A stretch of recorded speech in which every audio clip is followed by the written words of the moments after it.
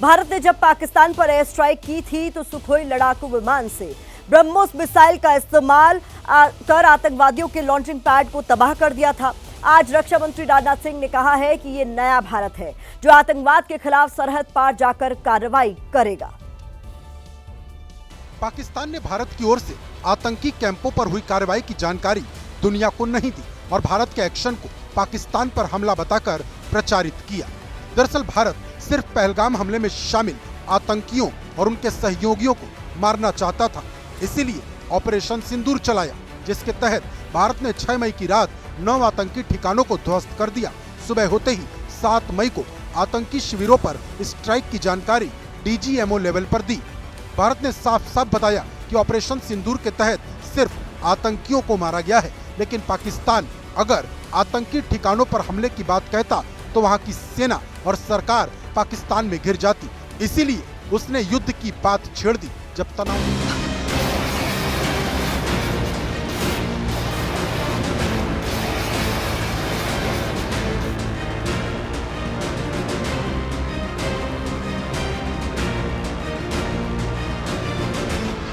ये वही ब्रह्मोस मिसाइल है जिसने पाकिस्तान और आतंक के गढ़ में घुसकर तबाही मचाई। हाफिज सईद और मसूद अजहर के ठिकानों को मिलाने वाली हमारी ब्रह्मोस ही है।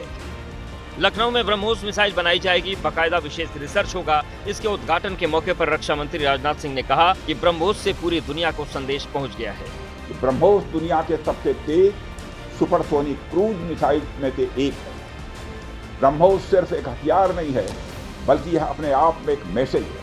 यानी अब लखनऊ में ब्रह्मोस मिसाइल बनाई जाएगी।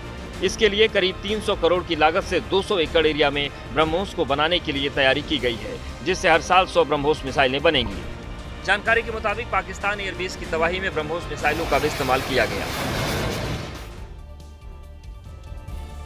उधर यूपी के सीएम योगी आदित्यनाथ ने कहा है कि ब्रह्मोस मिसाइल ने पाकिस्तान को सही जवाब दे दिया है। उन्होंने ये भी कहा है कि आतंकवाद को किसी भी कीमत पर बर्दाश्त नहीं किया जाएगा।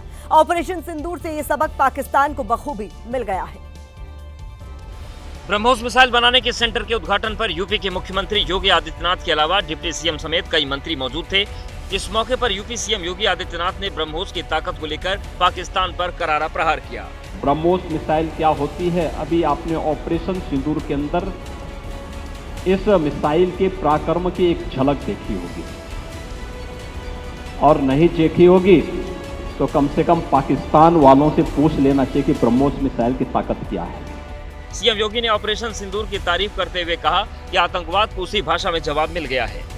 आतंकवाद कुत्ते की पूंछ है जो कभी सीधी होने वाली नहीं, जो प्यार की भाषा मानने वाली नहीं, उसको उसकी भाषा में जवाब देने के लिए तैयार होगा।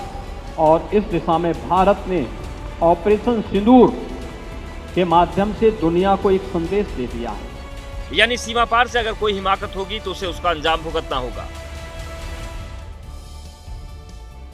पाकिस्तान में आतंक के गढ़ को जमींदोज करने के लिए भारत ने 6-7 मई की रात देश के प्राइम स्ट्राइक वेपन ब्रह्मोस का इस्तेमाल किया था। हम आपको इसकी खूबियों के बारे में बताते हैं। ब्रह्मोस की बात करें तो लंबी दूरी की सुपरसोनिक क्रूज मिसाइल है ये। इसे जमीन, समुद्र और हवा से लॉन्च किया जा सकता है। ब्रह्मोस की रफ्तार 3700 किलोमीटर प्रति घंटा है। ब्रह्मोस को रडार पर ट्रैक करना मुश्किल है। 290 से 400 किलोमीटर मारक क्षमता इसकी है। ब्रह्मोस हवा में ही रास्ता बदलने में सक्षम है। 300 किलोग्राम तक हथियार ले जाने में ये सक्षम है। तो भारत सरकार ने साफ किया है कि आतंकियों के खिलाफ कार्रवाई चलती रहेगी। वायुसेना इस बीच बीएसएफ की तरफ से एक वीडियो जारी किया गया है जिसने पाकिस्तान की सांसें फिर से अटका दी हैं। बॉर्डर सिक्योरिटी फोर्स यानी बीएसएफ ने दोपहर करीब 3:30 बजे जो वीडियो पोस्ट किया उस पर लिखा था धावा। आमतौर पर इसका मतलब होता है दल बल के साथ दुश्मनों पर आक्रमण करना, और इस वीडियो में बीएसएफ ने यह दिखाया कि इसके लिए वो कितनी तैयार है। ये वही बीएसएफ है जिसने हर कदम पर पाकिस्तान पर करारा प्रहार किया। ये वही बीएसएफ है जिसने सीमा पर पाकिस्तान की नापाक हरकतों का मुंहतोड़ जवाब दिया, और ये वही बीएसएफ है जिसने सीमा की रक्षा की और दुश्मनों के हौसले पस्त कर दिए। अब एक बार फिर बता दिया कि वो कितनी तैयार है।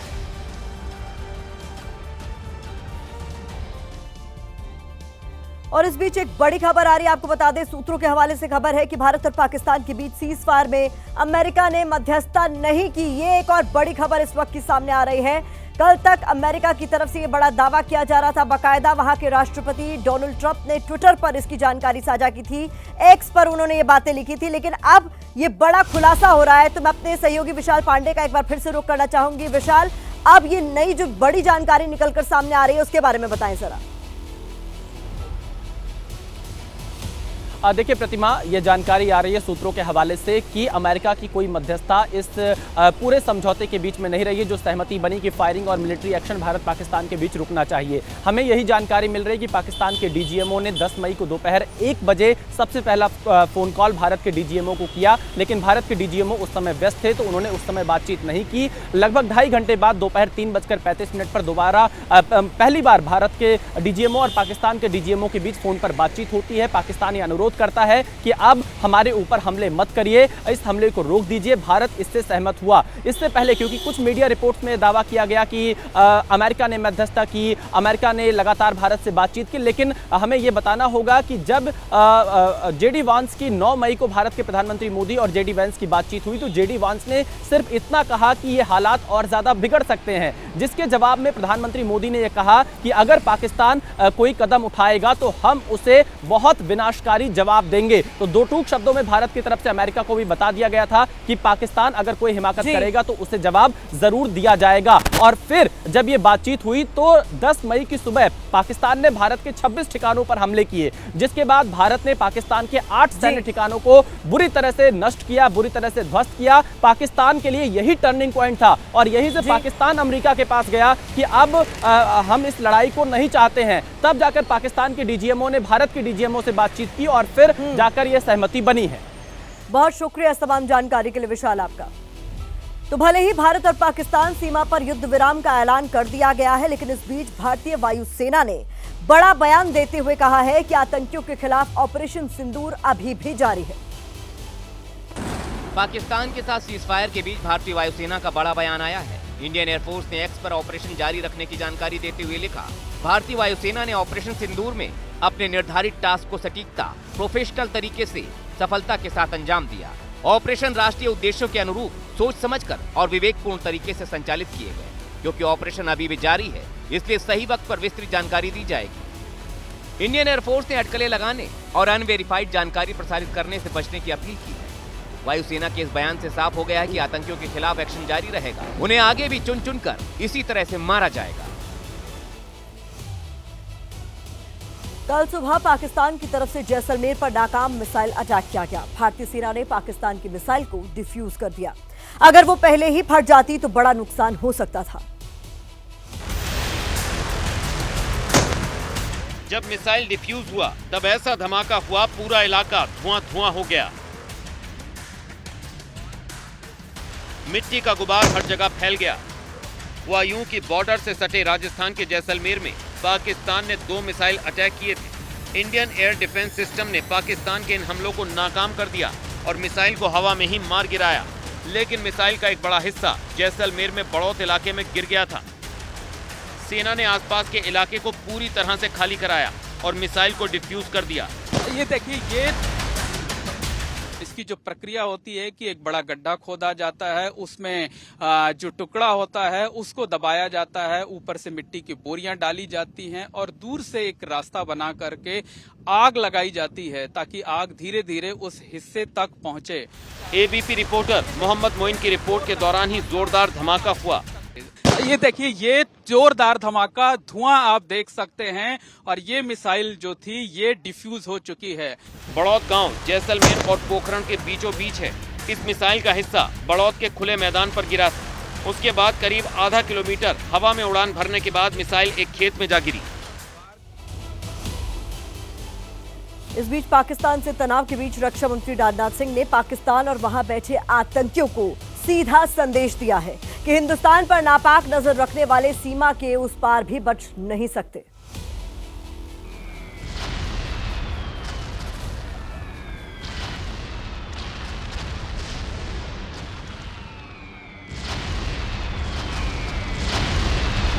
भारत की कार्रवाई की ये तस्वीरें पूरी दुनिया ने देखी। आतंक के खिलाफ भारत के एक्शन की धमक हर एक मंच पर सुनाई दी। अब रक्षा मंत्री राजनाथ सिंह ने दो टूक संदेश दिया कि अगर सीमा पार से आतंक फैलाने की कोशिश होगी तो भारत रुकेगा नहीं। हमने केवल सीमा से सटे चयन ठिकानों पर ही नहीं कार्रवाई की, बल्कि भारत की सेनाओं की धमक उस रावलपिंडी तक सुनी गई जहां पाकिस्तानी फौज का हेडक्वार्टर मौजूद है। रक्षा मंत्री ने साफ संदेश दिया कि भारत किसी भी कीमत पर आतंकवाद को बर्दाश्त नहीं कर सकता और आतंकी पड़ोसी देश में भी बच नहीं सकते।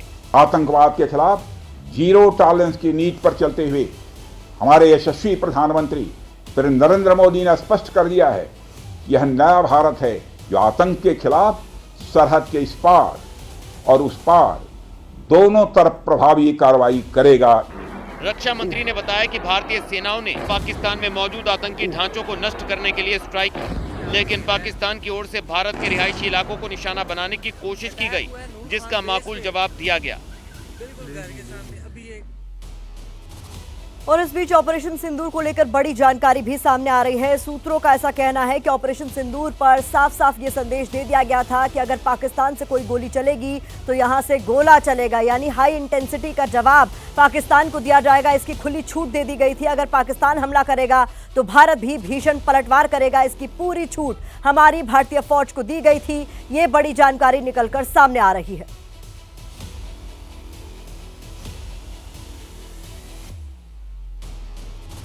तो सीमा पर तनाव फिलहाल थम चुका है, दोनों तरफ से फायरिंग रुक गई है। इस बीच आज पीएम आवास पर एक बार फिर से बैठक हुई है। इस बैठक में रक्षा विभाग से जुड़ी टॉप लीडरशिप मौजूद थी।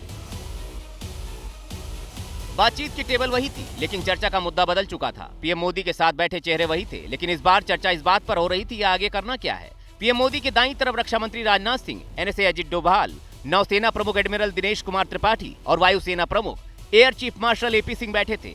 तो पीएम मोदी के बाईं तरफ विदेश मंत्री S Jaishankar, CDS Anil Chauhan, army chief general Upendra Dwivedi और उनके बगल में विदेश सचिव विक्रम मिस्री बैठे हुए थे। वीडियो में नजर आया कि पीएम मोदी जो कुछ बोल रहे थे उसे विदेश मंत्री और सेना अध्यक्ष पेपर पर नोट कर रहे थे। ये बैठक करीब 2 घंटे तक चली और इस बैठक के जरिए एक बार फिर पाकिस्तान को संदेश दिया गया कि अगर उसने दोबारा कोई गुस्ताखी की तो भारतीय सेना पूरी तरह से तैयार है, मुंहतोड़ जवाब देगी।